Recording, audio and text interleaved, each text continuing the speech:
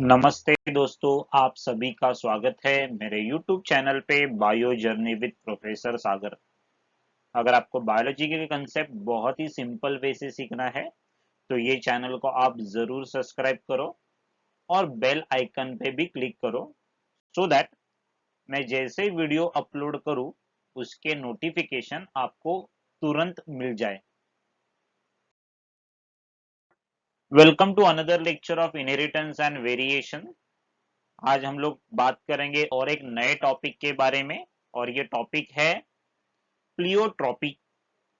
तो ये जो प्लियोट्रॉपी टॉपिक है, ये टॉपिक आता है जीन इंटरैक्शन के अंदर। तो सोफार हम लोगों ने देखा जीन इंटरैक्शन में there are intragenic and intergenic. तो इंट्राजेनिक का एग्जांपल तो हम लोगों ने ऑलरेडी डिस्कस किया है, जिसमें हम लोगों ने डिस्कस किया था incomplete dominance, codominance and multiple alleles.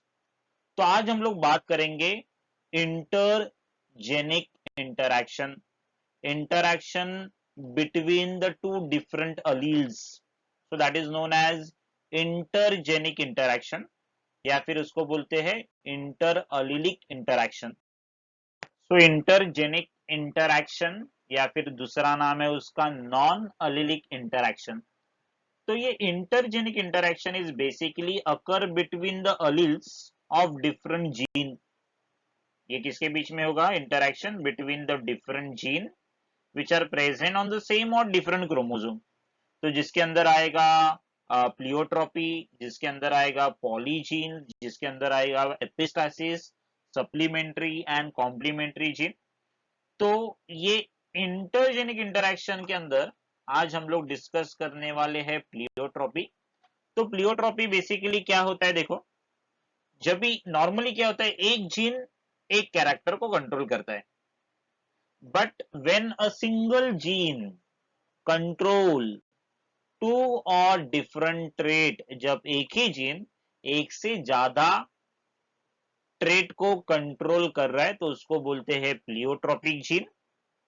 And the phenomena is known as pleiotropy या फिर प्लियोट्रोपिज्म। तो अगर आपने ये डायग्राम देखा तो ये डायग्राम में आपको दिख रहा है this is a single gene. Okay, single gene का यहाँ पे एग्जांपल है सिकल सेल एनीमिया। तो suppose this is a gene for beta globin mutation. तो ये जीन है जो कोड कर रहा है beta globin chain of the haemoglobin. और अगर ये जीन में कुछ डिफेक्ट हुआ तो क्या होता है? एक से ज्यादा ट्रेट अफेक्टेड होते हैं। तो ट्रेट ए, ट्रेट मतलब कैरेक्टर बोल सकते हैं हम लोग। तो ट्रेट ए, ट्रेट बी, ट्रेट सी, तो ऐसे बहुत सारे ट्रेट एक ही जीन के वजह से क्या हो रहा है? अफेक्ट हो रहा है। मतलब एक जीन एक से ज्यादा ट्रेट को कंट्रोल कर रहा है। तो इसके वजह से हम लोग ये जीन को बोल सकते हैं प्लियोट्रोपिक जीन। ये फिनोमिना या फिर ये जो कुछ प्रोसेस है, इसको हम लोग बोल सकते हैं प्लियोट्रोपिज्म या फिर प्लियोट्रोपी। अब ये प्लियोट्रोपी के अंदर हम लोग दो एग्जांपल डिस्कस करेंगे। पहला है सिकल सेल एनीमिया और दूसरा है starch synthesis in pea seeds. तो हम लोग पहले स्टार्ट करते हैं सिकल सेल एनीमिया। तो आपके सामने है पहला एग्जांपल जो है सिकल सेल एनीमिया। अभी एनीमिया क्या होता है? बेसिकली एनीमिया में आपके आरबीसी का नंबर या फिर हीमोग्लोबिन का अमाउंट है वो बॉडी में कम हो जाएगा। तो वो कंडीशन को हम लोग बोलते हैं एनीमिया। तो ये अगर आपके बॉडी में नॉर्मल आरबीसी है तो ये नॉर्मल आरबीसी देखो कैसे दिखते हैं। They are circular biconcave. Biconcave समझते हैं ना, दोनों तरफ क्या है? डिप्रेशन है। तो ये circular biconcave, it is a normal characteristic of RBC. लेकिन सपोज अगर आपके पास वो नॉर्मल जीन नहीं है हीमोग्लोबिन के लिए, अगर वो जीन म्यूटेट हो गया तो आपके पास जो आरबीसी है, ये आरबीसी का शेप देखो चेंज हो रहा है। It become half moon shape. लेकिन ये हाफ मून शेप कभी दिखेगा? When the condition are you know जब भी ये आरबीसी है, this RBC will convert into half moon shape whenever there is decrease in oxygen concentration। तो जब भी ऑक्सीजन कॉन्सेंट्रेशन बॉडी में कम हो जाएगा तो this RBC become sickle cell. Sickle का meaning is half moon shape. Okay, तो देखो डिस्क्रिप्शन में क्या है। The sickle cell anaemia is caused by a single gene, ये जीन का नाम है HBS, राइट। तो अगर मुझे सिकल सेल एनीमिया होना है तो मेरे बॉडी में कंपल्सरी ये HBS होना चाहिए। अगर ये HBS आ गया तो जो बीटा ग्लोबिन है, वो बीटा ग्लोबिन हीमोग्लोबिन का एक चेन है, ये बीटा ग्लोबिन प्रॉपरली फॉर्म नहीं होगा। तो अगर ये बीटा ग्लोबिन प्रॉपरली फॉर्म नहीं होगा तो हीमोग्लोबिन भी प्रॉपरली फॉर्म नहीं होता है, उसके वजह से आरबीसी का शेप क्या क्या हो जाएगा, चेंज हो जाएगा। नॉर्मली क्या है, नॉर्मल और हेल्दी हीमोग्लोबिन के लिए HbA जीन होना चाहिए और ये HbA जीन डोमिनेंट होता है। तो द कैरियर, कैरियर और हेट्रोजाइगस, अभी हेट्रोजाइगस और कैरियर किसको बोलेंगे? फॉर एग्जांपल कोई भी इंडिविजुअल लो, वो डिप्लॉयड, हम लोग ह्यूमन बीइंग डिप्लॉयड ऑर्गेनिज्म है, तो उसके पास 2 क्रोमोसोम है। तो एक क्रोमोसोम के ऊपर अगर नॉर्मल कॉपी है HbA, दूसरे क्रोमोसोम के ऊपर क्या हो सकता है, एबनॉर्मल कॉपी HbS। तो ये कंडीशन को हम लोग बोल सकते हैं हेट्रोजाइगस या फिर career. So they show the sign of mild anemia as their RBC becomes sickle shape. तो उनमें माइल्ड एनीमिया दिखेगा बिकॉज आरबीसी क्या हो जाएगा, सिकल शेप। अभी कैसे समझेगा उनको सिकल सेल एनीमिया होगा? तो आपको ये आरबीसी माइक्रोस्कोप के अंडर ऑब्जर्व करना पड़ेगा। तो यहाँ पे the RBC become sickle shape, that is half moon shape only under abnormally low oxygen concentration. तो जब भी ऑक्सीजन का कॉन्सेंट्रेशन क्या हो जाएगा, लो हो जाएगा, तो ये नॉर्मल रेड ब्लड सेल्स क्या हो जाएंगे, दे बिकम सिकल सेल। तो ये क्या है, मैनिफेस्टेशन है, किसका मैनिफेस्टेशन है, जीन का।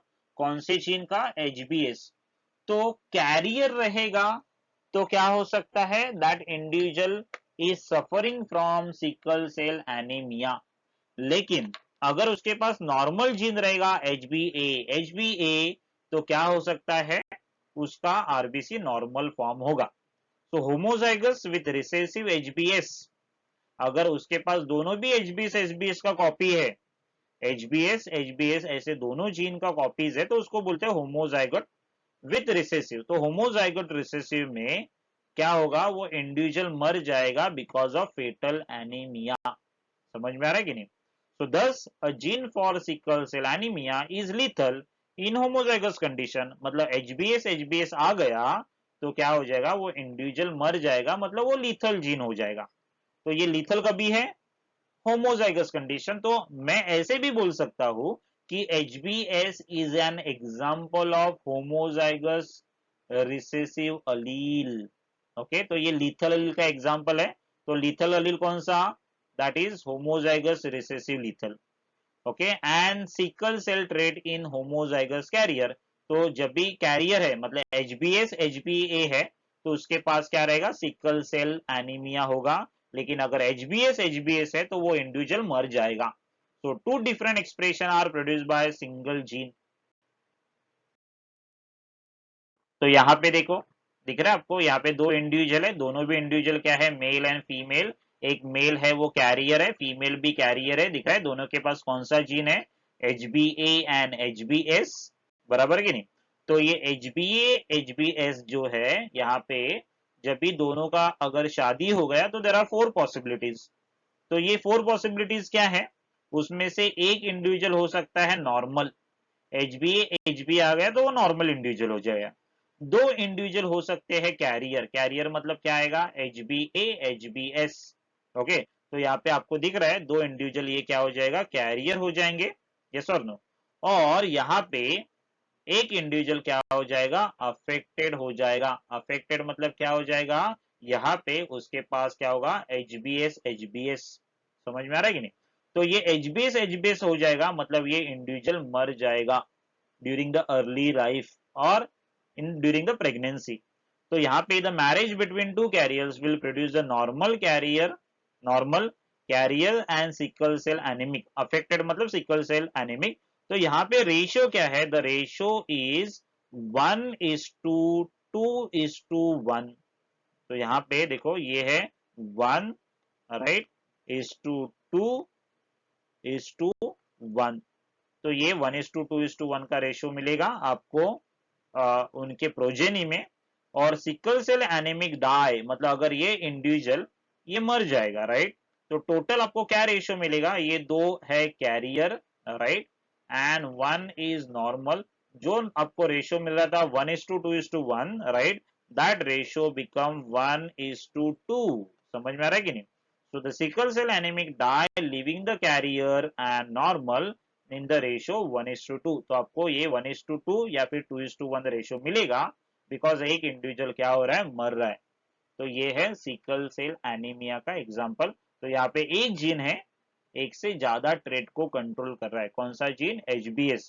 तो आपको दो एक्सप्रेशन मिल रहा है यहाँ पे, देखो HBA तो नॉर्मल है, लेकिन HBS है तो कैरियर है, they are going to suffer from sickle cell anaemia.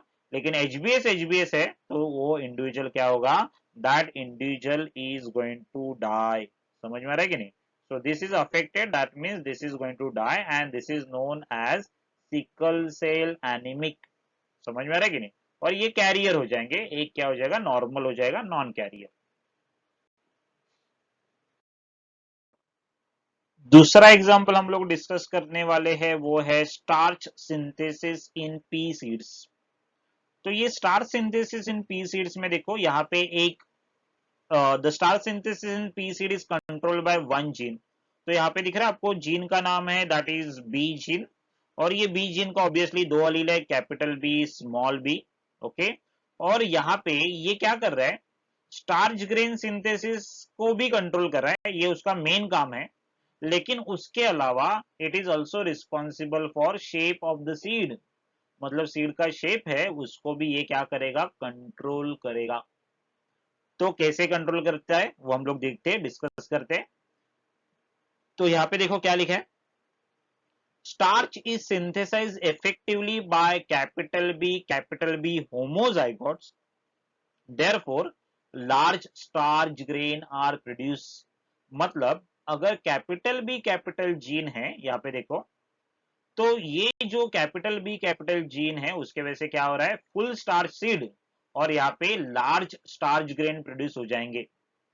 In contrast अगर स्मॉल बी होमोजाइगोट्स है, तो यहाँ पे दिख रहा है स्मॉल बी है, they have the lesser efficiency in starch synthesis, मतलब वो अच्छी तरह से स्टार्च सिंथेसाइज नहीं कर पाते, तो आपको क्या मिलेंगे, स्मॉल स्टार्च ग्रेन। तो दिख रहा है यहाँ पे लेस स्टार्च सीड मतलब small starch grain, full starch seed मतलब यहाँ पे क्या है, लार्ज स्टार्च ग्रेन। तो यहाँ पे कैपिटल बी अगर आ रहा है, तो ये कैपिटल बी के जगह पे क्या हो रहा है, यहाँ पे you will get a large starch grain. हाँ, आपको याद रखना है ये, this will have the large starch grain. Okay, और यहाँ पे आपको क्या मिलेंगे, स्मॉल स्टार्च ग्रेन, बिकॉज यहाँ पे जो स्टार्च सिंथेसिस है उसका एफिशिएंसी क्या हो जाएगा, कम हो जाएगा। तो स्मॉल स्टार्च ग्रेन। ओके, तो जब भी इनको क्रॉस करेंगे तो आपको मिलेगा F1 जनरेशन। F1 जनरेशन में क्या फिनोटाइप मिल रहा है, that is all are heterozygotes. Heterozygotes में क्या है, कैपिटल बी स्मॉल बी, और यहाँ पे आपको मिल रहा है इंटरमीडिएट स्टार्च सीड, मतलब यहाँ पे जो स्टार्च ग्रेन रहेंगे वो रहेंगे इंटरमीडिएट। ओके, ये क्या हो जाएंगे, इंटरमीडिएट स्टार्च ग्रेन। समझ में आ रहा है, मतलब यहाँ पे लार्ज ग्रेन भी नहीं रहेगा और स्मॉल ग्रेन भी नहीं रहेगा, इंटरमीडिएट कैरेक्टर दिखता है। तो जब भी इंटरमीडिएट कैरेक्टर दिखता है क्रॉस करने के बाद, तो हम लोग बोलते हैं it is an example of incomplete dominance. तो देखो, जब भी ये सीड्स मैच्योर हो जाएंगे, so after maturation of the seeds, capital B seeds are round and small b seeds are wrinkled। तो ये डायग्राम में देखो, आपको यहाँ पे दिख रहा है, ये जब भी राउंड आपको दिख रहा है, मतलब जब भी सीड्स ये मैच्योर हो जाएंगे, और सपोज इसके अंदर है कैपिटल बी जीनोटाइप, तो कैपिटल बी जीनोटाइप मतलब यहाँ पे क्या रहेगा, there will be large starch grain, और यहाँ पे जो शेप आएगा that will be round shape, मतलब लार्ज स्टार्च ग्रेन के वजह से क्या हो रहा है, शेप बिकम राउंड। लेकिन अगर देखो क्या लिखा है, small B seeds are wrinkled, मतलब यहाँ पे इसका जीनोटाइप होना चाहिए स्मॉल बी। तो ये स्मॉल बी क्या करता है, जो स्टार्च सिंथेसिस करेगा that will B have small small starch grain. तो यहाँ पे स्मॉल स्टार्च ग्रेन मिल रहा है। उसके वजह से जब भी ये सीड मैच्योर हो जाएगा तो वो क्या हो जाएगा, व्रिंकल्ड हो जाएगा।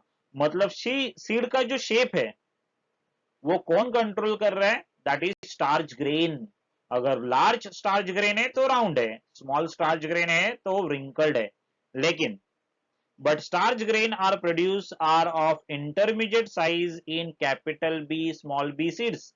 तो यहाँ पे भी क्या हो रहा है, इंटरमीडिएट साइज। यहाँ पे देखो जीनोटाइप क्या है, कैपिटल बी स्मॉल बी, और यहाँ पे आपको क्या मिलेगा, इंटरमीडिएट साइज स्टार्च ग्रेन, लेकिन शेप क्या होगा, राउंड ही रहेगा। तो यहाँ पे देखो क्या हो रहा है, स्टार्च ग्रेन है तो ये कैपिटल बी क्या कर रहा है, या फिर जो बी जीन है वो क्या कर रहा है, स्टार्च सिंथेसिस तो कंट्रोल कर रहा है, उसके अलावा क्या कंट्रोल कर रहा है, शेप ऑफ द सीड भी कंट्रोल कर रहा है। तो यहाँ पे देखो क्या लिखा है, heterozygous produce round seeds, so capital B seems to be dominant allele, but the starch grain produced are of intermediate size in capital B small b। यहाँ पे भले ही यहाँ पे राउंड सीड दिखेगा लेकिन उसके अंदर जो स्टार्च ग्रेन है वो कैसे रहेंगे, इंटरमीडिएट साइज के रहेंगे।